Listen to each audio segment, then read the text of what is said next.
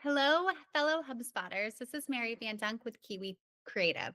And today we're going to be talking about the differences between sequences and workflows. We have found that so many people get confused with these words because they're so interchangeable in today's business world. In HubSpot, sequences are mostly used for automated sales outreach, internal task reminders, and are available at the Sales and Service Hub professional and enterprise tiers. You can use sequences to enroll contacts in a series of personalized emails that stop automatically when someone replies to the email or they book a meeting. We've seen people use sequences to follow up with leads after a webinar, send reminders, follow up via LinkedIn InMail, and please note that you have to have Sales Navigator in order to do so. Or they even remind the sales team to follow up with prospects after a scheduled demo. A few important things to remember when utilizing sequences. Sequence emails are considered the one-to-one correspondence, which means two things. Sequences cannot send blasts to a huge list of contacts in the way that the marketing emails can be used with the marketing automation tool. If a contact opts out of the one-to-one email correspondence subscription type, you cannot send them emails via sequences any longer until they opt in again to do so. It also cannot handle that large, complex logic like workflows can. It can only handle very simple sequential items. Sequences are awesome for sales and service teams to automate repetitive tasks and to nurture those bottom of the funnel SQL contacts and delight existing customers with that personalized outreach without making it feel too robotic. Now, workflows are a much bigger fish to fry. In HubSpot, workflows automate marketing, sales, service, operation, and tons of other processes based off triggers and logic. You're probably familiar with using them to automate email campaigns, but we've seen them used to clean up databases, create internal tasks for employees, trigger onboarding sequences when a deal closes, and so much more. A few important things to remember. Workflows can't send emails one-to-one based on individual engagement like a sequence can. While workflows are available in the marketing, sales, service, and operation hubs at the pro and enterprise tiers, some workflow features are not available across all of those hubs at those tiers. For example, only those with Service Hub can create a workflow based on the ticket object. Workflows are a lifesaver to reduce those manual processes across teams to improve efficiency. For more information on sequences and workflows, be sure to check out the guide link below in the description. Here we are inside our demo portal. As a reminder, this interface might look a little bit differently than what you see, but that's okay. We are going to do a little hypothetical learning session. Meet Sarah. Sarah is a sales rep at a growing software company. Sarah spends a ton of time manually following up with leads who request a demo, but sometimes she forgets or loses track of her outreach schedule. Before Sarah creates the sequence, she needs to ensure that a few basics are covered. She needs to ensure that her email is connected so she can send those one-to-one outreach emails. You can connect your personal email here. And then Sarah also needs to ensure that her email signature is set up. If you are utilizing LinkedIn Sales Navigator, you'll also have to ensure that is connected as well. So let's get started.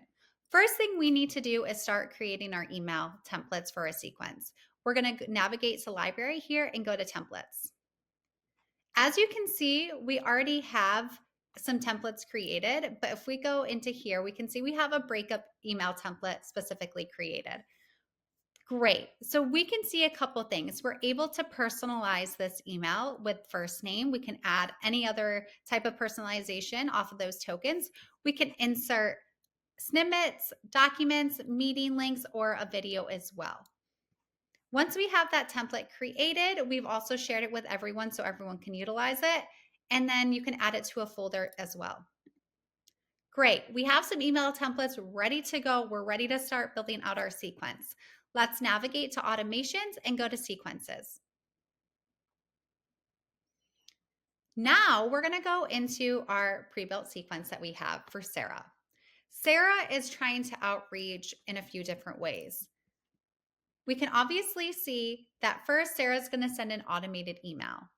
After that first automated email, we're going to wait one business day and do a call task. We like to keep the call task pretty sequential with the email prior, just to say that they can note that, hey, I sent you an email. Did you see it? We can also add another email after that, about 3 business days later. All of this is based on your discrepancy of those that time in between each task that you want to do. And then 1 business day later, we're also going to have a general task for Sarah to reach out. She's getting ready to go to this conference and she wants to meet John at this conference here.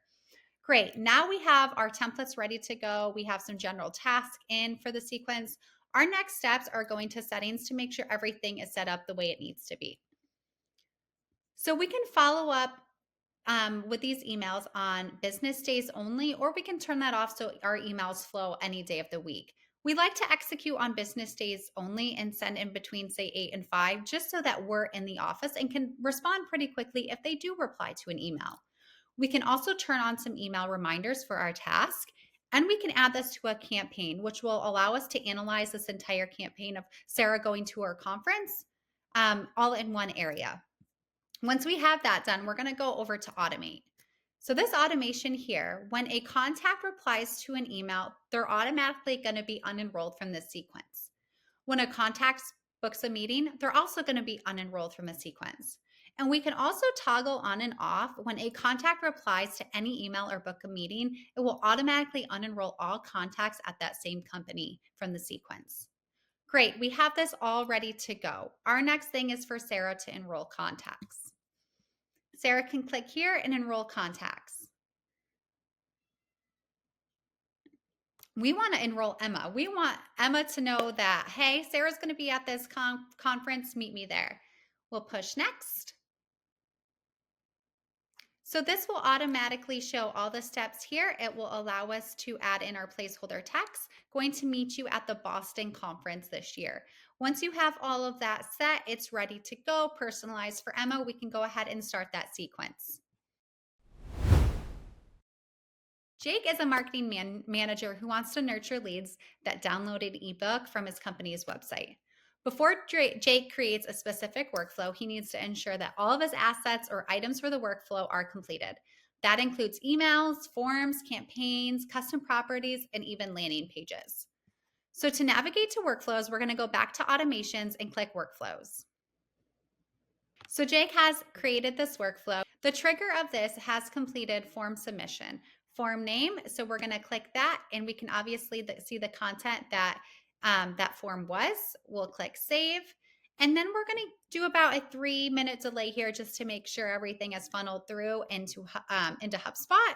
And then we're going to send an email. Thank you for your submission. Here is your download book of your ebook. We can also add in a little bit more to nurture him. We can add in a 3-day delay, and then we can send another case study. Once that case study is sent, we can also branch it off. And we're going to branch it off a little bit. Jake wants to know that they have clicked the link in the email. We're going to edit that record and change them to a marketing qualified lead and update their lifecycle stage. If they did not open that email, we're going to delay it for another 4 days and send them an email. If none is met, we're just going to go ahead and end that workflow. We like to add these delays just to ensure that, things are going to be appropriate. We're giving them enough time to respond to emails, to actually look at them versus blasting them every single day with an email. A few important things to note. When you have multiple workflows running at once, things can get a little dicey. Whenever possible, try to ensure that you're using every layer you can to avoid contacts enrolling into too many workflows. So again, you're not bombarding them and sending them an email every single day. A pro tip: instead of utilizing enrollment triggers for every workflow, make that last step in a workflow to enroll into a next workflow. So go to a workflow versus just ending a workflow or building another workflow with a trigger. This guarantees that no one can get in or go into these workflows first. This is great for marketing and email drip campaigns as well. Unlike sequences, workflows can include multiple branches and ensure that leads get tailored experience based on their actions. Jake no longer has to manually segment leads or remember to send those drip email campaigns. As you can see, both sequences and workflows are powerful tools, but they do serve very different purposes. Remember that sequences are best used for individual outreach while workflows handle that broader, more complex automation. If you house Sales Hub or Service Hub Professional or Enterprise, please try sequences. And if you have Marketing, Sales, Service, or Operations Hub Professional or Enterprise, you can explore workflows. For more information on sequences or workflows, be sure to check out the guide below. And if you've enjoyed this video, be sure to check out our other HubSpot helper videos and be sure to like, share, and subscribe. Need custom recommendations for your HubSpot portal? Check out our HubSpot action plan today.